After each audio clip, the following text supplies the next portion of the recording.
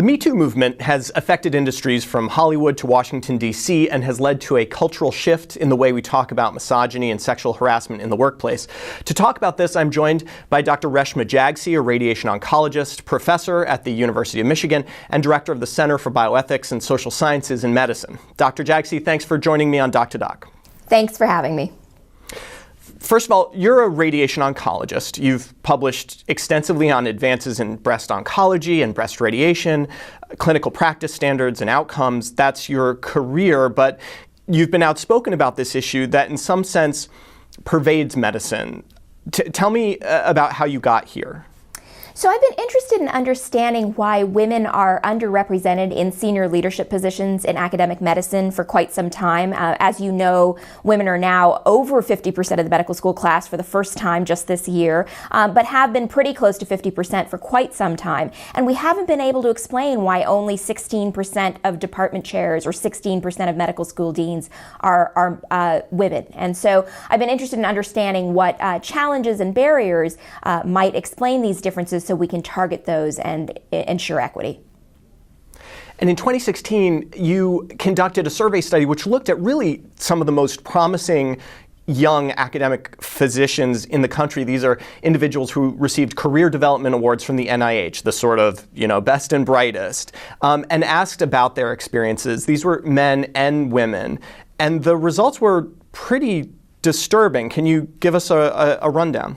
Absolutely. So of these individuals who were a mean age of 43, so these are Generation X K awardees, they got their K08s and their K23s, which are for clinician researchers, between 2006 and 2009. So it's a relatively homogeneous recent set of superstars in academic medicine. And what we found was that 30% of the women reported that they had been sexually harassed by a superior or colleague in their careers. Only 4% of the male respondents had had that experience. And that's a number, again, we're talking about sort of the ivory tower, right? This is the best of academic medicine. When those results came out, how did people respond to you? Were people surprised? So I think people were very surprised. If you look at the timing of this publication, it was before we really had the outpouring of media attention with disclosures from politicians, from celebrities, and then from individuals in various other high-profile positions in business. This was right before that. And these findings were not only unexpected to me, but to almost everyone who seemed to read them and contact me. What was very surprising to me was the outpouring of responses that I received from women I'd never met who felt compelled to reach out and thank me for bringing attention to this issue, to say in their own words what their own experiences had meant to them in their own careers. And so, of course, I had dry survey data, but now I had these incredibly compelling stories from the vivid, rich, lived experiences of women in medicine, explaining why they had such difficulty ever talking about this, ever reporting this, their concerns about being marginalized or stigmatized or facing retaliation. You write about some of their experiences in your perspective piece, which appeared in the New England Journal of Medicine in January of this year, in January of 2018. The individual stories are disturbing in their own right, but one of the things that struck me about what you wrote is that all these women had spoken with you, had reached out to you, and not a single one had reported what had happened to them, which is almost jaw-dropping. How did that strike you, and what do you think is going on here?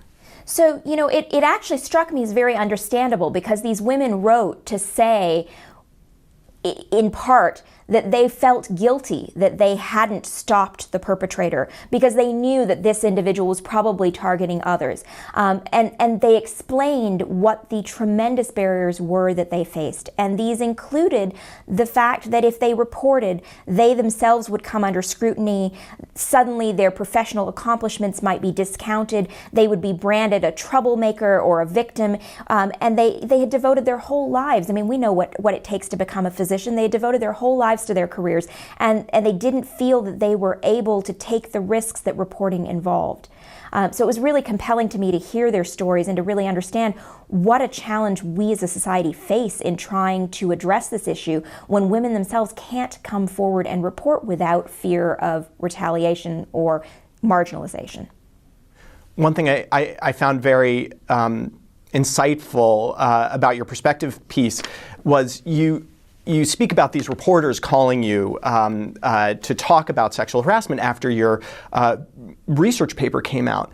And you mention that your administrative assistant was taking these calls, and you felt the need to clarify to her that the reporters were calling you because of your research study and not because you had a specific instance of sexual harassment to discuss with them. Can you take us into your mindset?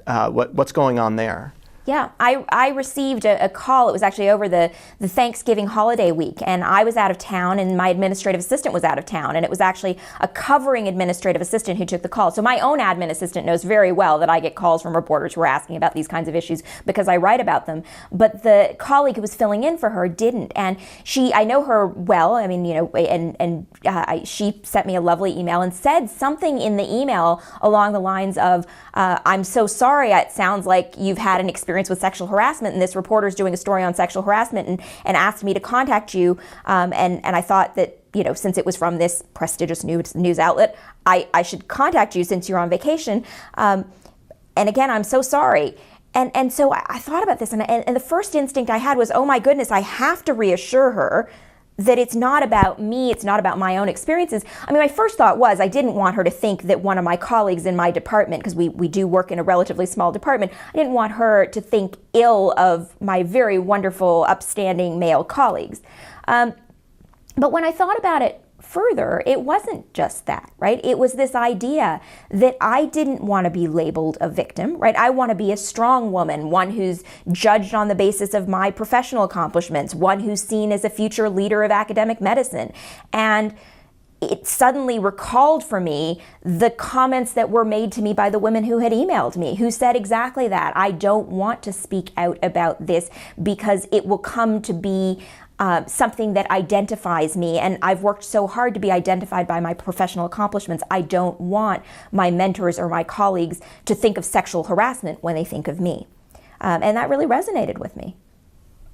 Absolutely, and it does with me as well. And of course, it is sort of a terrible thing and makes you wonder, because women in medicine are in many ways are fighting an uphill battle. There's been a lot of institutional misogyny and sexism that I do hope is eroding over time, but is still present. And there's still biases there. You still walk into a patient's room and get called nurse. I'm married to a female physician, so I hear these stories all the time, and I'm acutely aware of the different ways that people approach my wife and approach me. So how do we begin to change the culture where, reporting something like this is considered a public service, which is what it really is, right? This is laudable. How do we begin to make that change? I think it's an excellent question, and I think it's not one that can be answered exclusively by scholars or by leaders or by individuals who've had these experiences. I think we all have to come together in this conversation, and I think that is the tremendous value of the #MeToo movement, is that for the first time as a society, we seem to be coming together in a conscious deliberation over how we transform our culture to make these behaviors unacceptable and to make reporting of them something that doesn't then further victimize the victim. So what can men do to help? It's an excellent question, and it's actually one that I've been getting more and more often. So after the JAMA research paper, I got a lot of emails from women. After the New England Journal Perspective, I got a lot of emails from men. I still got emails from women, and I still got emails from men the first time, but this time I noticed that I was getting a number of emails from men who were really troubled by these findings, saying, I can't believe I'm a good, decent human being, I think, and I'm questioning what it is that I might have done that might have made another woman, one of my female colleagues, feel uncomfortable, and I don't think I've done anything like that. And I've tried to question whether I've stood by silently, and some of them have actually talked about times that they did stand by silently or times that they did intervene to help in such situations. But all of them concluded by wondering what they could do to do more. And I was heartened that many of these were leaders in the field. And I think that having open discussions, as I'm seeing occur all over the country, institutions, academic medical institutions, and hospitals deciding that they're going to host panel discussions, symposia. Many of these hospitals and institutions have offices formally charged with ensuring that this kind of behavior doesn't occur. But they also recognize that there are obstacles to accessing those resources. And so increasing the accessibility, beginning the conversation, those are the first steps towards true culture change, I think. One of the things that struck me about some of these cases is that they come to light oftentimes quite dramatically. And then when you talk to people who are associated with the perpetrator, colleagues with the perpetrator, you get the sense that there was maybe not direct knowledge of anything going wrong, but this sense, this feeling, rumors, innuendo that may have persisted for years before the truth came to light.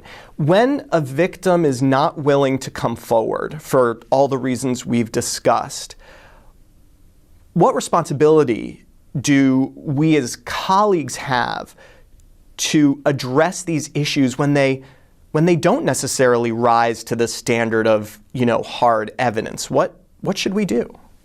I think this is a real challenge because, of course, we are all very concerned about the potential damage to the reputation of someone who doesn't deserve that. We're concerned about false accusations. We're concerned about ensuring, due process under law, and we're very eager to protect the rights of the accused, and very legitimately so. And so this is a real challenge. I think one thing that can potentially work in this area is the fact that civility and respect are expected as part of professionalism. And one could create a forum, an anonymous reporting forum perhaps, where concerns about the degree of civility and respect that have been exhibited by members of our community are anonymously reported and then evaluated and fed back to individuals saying, there have been concerns raised about whether your professional conduct adheres to the standards of civility and respect that we expect. And it puts them on notice that they're being watched. And I just wonder if even that level of intervention might be enough to cause someone to think twice before they act in that way again. Perhaps it's not enough, and certainly for the most egregious trespasses it probably isn't. But it might be a step in the right direction when a victim isn't willing or able to come forward. When these issues come to light, when it is clear that harassment or worse has taken place, we know who the perpetrator is, the reputation of the institution all of a sudden becomes on the line. And it seems that the response to that perpetrator is key in fostering a more egalitarian workplace culture. I am not sure that institutions always live up to that necessary response. And I'm curious what you think should happen to these perpetrators when it is clear, when we know what they've done. So I think that I agree with your inclination that institutions don't always live up to their responsibility in this regard. I think I have heard of many a case now, I think we all have, of situations in which perpetrators have been passed on from one academic institution to the next so that it becomes someone else's problem rather than going to the extra steps of establishing proof and then more publicly censuring that individual. When we think about punishment in criminal cases, we think about both retribution, and we think about preventing future bad acts. And we think about rehabilitation. And I think that we need to turn to our colleagues who have thought about this in the context of criminal justice to get more insights in how we best shape behavior and establish our expectations as a society that this type of behavior is absolutely intolerable. Well, Dr. Jagsi, I get the sense that you're hopeful for the future. I am as well. It's really been an amazing change even over the past few months as we've started to address this. I hope it leaks into medicine. Medicine often lags behind society in many ways, but thank you very much for putting it out there for all of us, and I hope you continue to not only do the excellent work you're doing in this area, but your excellent research in radiation oncology as well. So thanks for joining me.